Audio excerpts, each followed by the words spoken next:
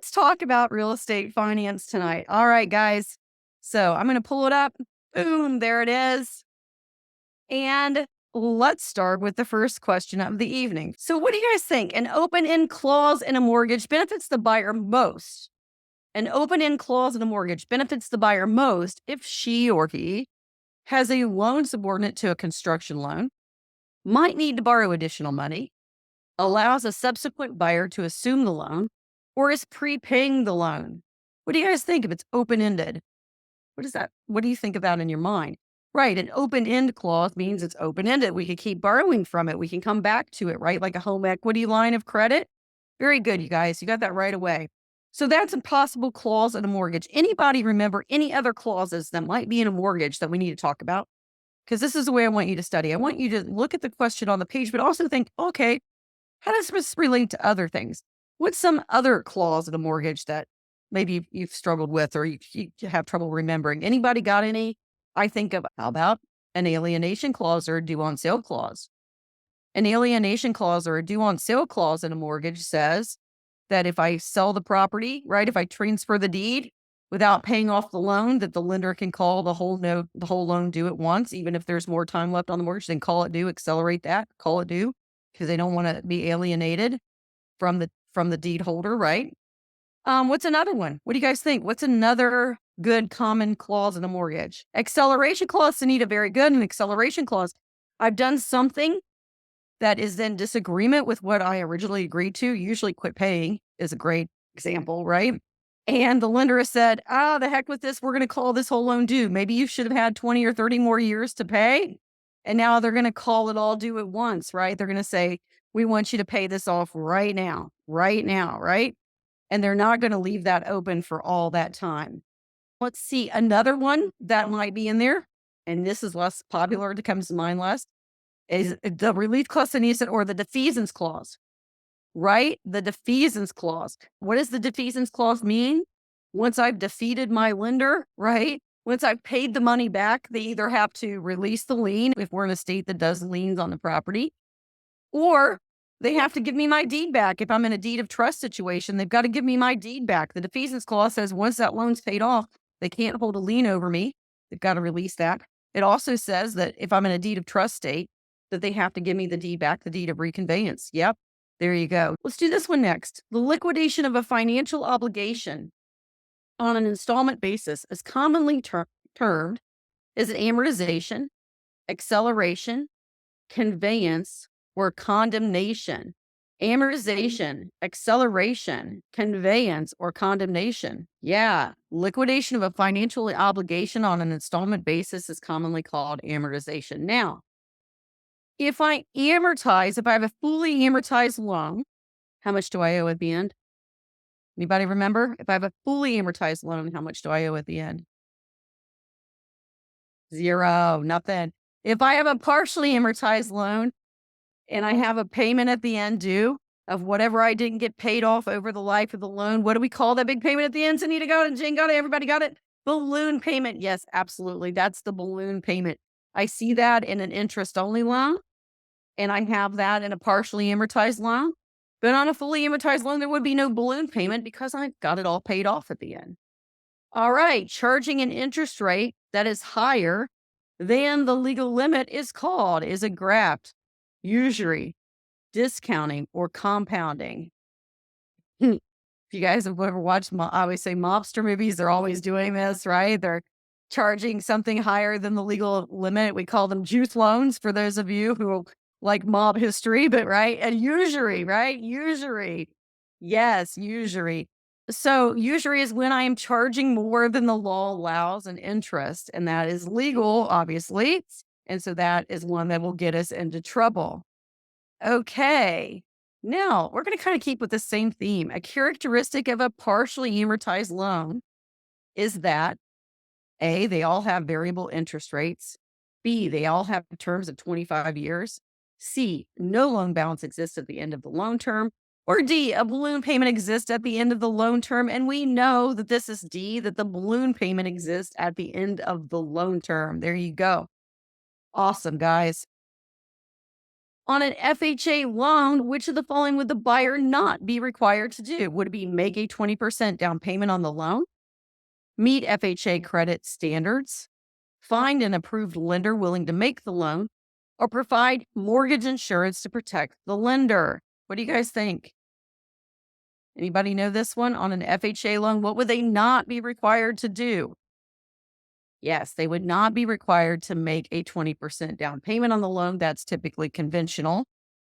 But what required down payment would they have on an FHA loan? What is our minimum down payment on FHA loan? Michelle got it. Michelle's got it. There you go, 3.5%. All right, let's see. Under federal truth in lending law, the cost of credit on certain loans is expressed as an annual percentage rate, a minimum percentage rate, a maximum percentage rate, or a monthly percentage rate. Now, when you answer this, you guys, do you truly know what it means? That's my question to you. An annual percentage rate. We've all heard the term APR or annual percentage rate, but what does it mean? And it's literally like the true cost of credit. So I have my interest rate that I pay, plus they would take into account the fact that there's other fees that come with the loan. So what is the true cost of the credits? That is called the APR. So I might have a low interest rate on my loan, but really high fees. And my APR may be much higher than a loan that might have a little bit higher of an interest rate, but lower fees. So just because when we're out shopping for loans for ourselves or for clients, whatever, we need to keep in mind that the APR is very telling. It's the true cost of credit. It's more important than the other things that we use to figure out, right? Yes, the cost of the loan, but it isn't just the interest rate. Exactly. All right, here's a long one. Jones took out a $150,000 loan to buy his townhouse. 5 years later, he sold the townhouse to Brown, and the lender agreed that Brown could take the remaining mortgage debt along with the property. Now, look here what's happening. The lender agreed to this. Jones will have the most protection if Brown does what? Is it assigns the loan, takes title subject to the loan, assumes the loan, or substitutes his eligibility by novation? What would give him the most? Ooh, we got some big answers here. What would happen here? How would he have the most amount of protection? It would actually be D. So this one's a little bit confusing. Why isn't it just good enough that he assumes the loan? Like a lot of people answered, well, I think it's C. He assumes the loan. Yes, we want him to assume the loan, but we also want him to take responsibility for the loan by substituting his eligibility for the prior guy's eligibility by novation. Remember, novation is replacing the old with the new, right? If Brown's taking over Jones's loan, right, then Brown being the new person to be responsible for the loan and the assumption, that would be through novation. Good job, guys. At a closing that involves the financing of real estate, the mortgager that must do what? Is it secure the deed by signing a mortgage, assigns the note to a third party, executes a purchase agreement, or secure the note by signing a mortgage? So what do you guys think that they would do at a closing that involves the financing? Be careful, guys. This is the financing of real estate. At closing that involves the financing of real estate. The mortgager must do what? And there we go. Secure the note by signing a mortgage. Secure the note by signing a mortgage. So at a closing that involves the financing of real estate, the mortgager must secure the note by signing a mortgage. What is the difference between a note and a mortgage? Remember, the promissory note is my promise to repay the money, how I'm going to pay it, when I'm going to repay it, all that sort of thing. That goes into the promissory note. Any of us who's ever bought a car or jewelry or anything like that on a loan, we always sign that promissory note, including a house. Now, in some states, we sign an additional document that's called a mortgage. What does the bank do in those states that have us sign that mortgage document? What does the bank do with that mortgage? They take it to the courthouse and they record it. And when they record the mortgage at the courthouse, Michelle's very good, Michelle. That's what we do here in Ohio, right? When they record the mortgage at the courthouse, what does it create? I'll give you guys a second to think about that. The lien. Very good. The lien. So when a mortgage gets recorded at the courthouse, it creates the lien. Awesome. All right. And I want to talk about this one a little bit because this one tends to blow people's minds. So we're going to talk about this concept a little bit.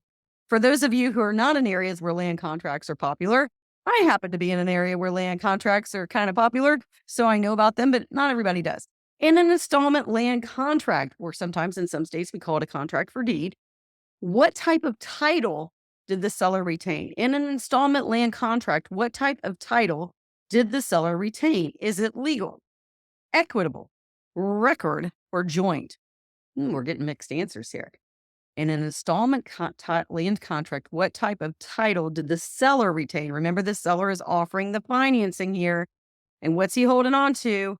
Until that contract is done, he is holding on to the deed, right? So he retains legal title. The buyer on the land contract has equitable title because he's working towards the end of the contract. Then when the contract's all said and done, what happens? At the end of the land contract, when all the terms are met, what's the seller going to do? He is going to give the deed to the buyer finally. Once all the terms of the contract are met, off goes the deed to the buyer, right? So now the buyer gets legal title, and all this time he's had equitable, but he's finally gotten there. Exactly. Very good, you guys. So do you understand about owner financing? Owner financing, I have a video on that, but owner financing is when the seller is financing the purchase for the buyer, right? So in an installment land contract, we've got a contract. We have to meet all the terms of the contract before the thing is said and done. There's another kind of owner financing out there. It's another vocabulary term that we need to know for our test, and that's a purchase money mortgage. What is the difference between an installment land contract or a land contract or a contract for deed, all three being the same, and a purchase money mortgage? What differentiates the installment land contract or the land contract from the purchase money mortgage over here? Both are owner financing, but what's the difference? In the purchase money mortgage, the seller acts like the literal bank, right? And all he's doing is making the loan to the buyer as if he's a lender. And in that case, the deed would go to the buyer right away. And to secure his position, the seller who's financing the property would put a lien on the property, right? So that's the difference there. Does that make sense to everybody? All right. When considering VA loans, the unique feature about down payments which are required is they are never more than 3% of the CRV. There may be no down payment. They are determined by the CRV, or they vary according to the amount borrowed. So what is a CRV? Anybody remember what CRV stands for when it comes to VA loans? What's CRV? CRV stands for Certificate of Reasonable Value. So on a VA loan, the appraiser is going to go out and he is going to appraise the property, and he is going to tell the lender and the government and everybody what he believes the reasonable value of the property is. And that is very important because the bank is not going to lend more than the CRV, because if they do, then they could be in a real pickle because the government isn't going to guarantee the loan if it's more than the CRV, right? So in this case, VA loans may have, and likely do have, no down payment, although I have seen some where people have put money down. So tax credits are a direct offset against taxes due rather than deductions against income. Credits are usually available for all of the following types of real estate, except is it the restoration of historic property, new ventures that are running at a loss, low-income housing projects, or rehabilitation of older buildings? Which one of these would we have tax credits for? So we would have three that we would have tax credits for. Remember, this question is asking which one would we not? We would get tax credits a lot of times for the restoration of historic property. That we would do. What about low-income housing projects? Yeah, in some places we get for helping people who are in need find housing. We have that happen where we have low-income housing projects come with tax credits. Rehabbing older buildings, in some areas, we get tax credits for that. But new ventures that are running out of loss, unfortunately, we're kind of on our own there. That was a risk that we took as investors. And if it doesn't work out, we're probably not going to get a tax credit for it. So be careful with these questions that have the word except or always or never, right? Make sure we read these carefully because they can change the meaning for us. Okay, which of the following Federal Reserve Board actions would relieve a tight money market? Which of the following Federal Reserve Board actions would relieve a tight money market? So places where money is hard to get? Is it issuing new regulations for accreditation of banks? Is it lowering the cash reserve requirement? Is it raising the discount rate? Or is it selling US government securities on the open market? What do you guys think? Which one would help free up some cash? Hint, so that there's more out there for people to borrow. And it would be lowering the cash reserve requirement. Very good, you guys. Didn't stump too many people on that one. So this is something that I want you guys to think about. This has to do with the supply and demand. When the real estate market changes from a buyer's market to a seller's market, which of the following results could naturally be expected? Is it prices would probably drop because of the increased supply and reduced demand? Is it prices would rise because of the increased demand and lagging supply? Is it prices would be unaffected since every parcel is unique?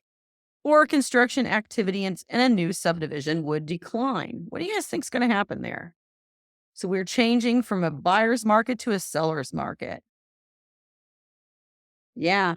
Prices would rise because of the increased demand and lagging supply. That's happening in a lot of places right now where we have an overabundance of buyers and an unavailable housing market, right? We just don't have a lot of choices out there in a lot of areas.